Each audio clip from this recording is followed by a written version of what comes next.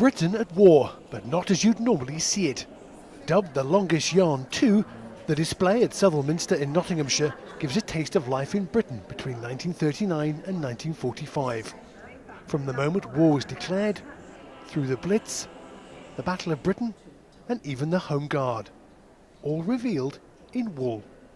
There's a Dad's Army one, and if you look carefully there, you'll start to recognise some of the Dad's Army characters.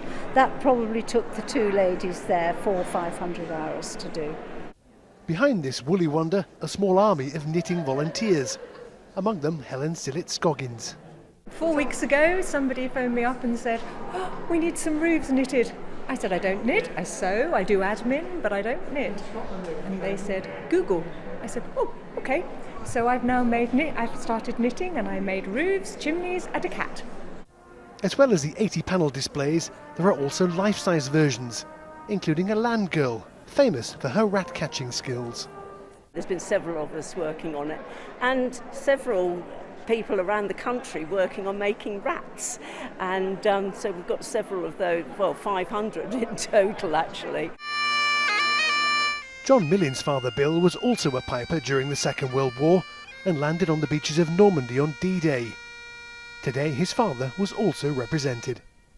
Very emotional, stood next to him with all his kit, and they've done a tremendous job. They've spent 2,500 hours producing Dad, and the kilt and the pipes, the pipe bag, all the badges are really, really good.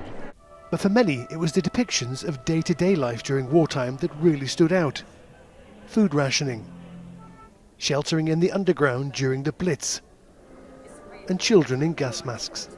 Some of the tiny ones you think, how can they do it? You know, tiny little figures are knitted, and loads of hours and hours of work. Schools, I think they should come and see these. It's easier for them to understand to look at these. It's our history, isn't it? It's not just nostalgia, history. It's what's made us the people that we are, the country that we are. This exhibition helps us to remember, to pray and to hope and to work for peace around the world as we remember those who gave their lives and sacrificed themselves and gave so much in the war effort in the Second World War. The exhibition runs until September the 27th and follows on from last year's display depicting D-Day, which attracted around 30,000 visitors. Phil Brewster, ITV News.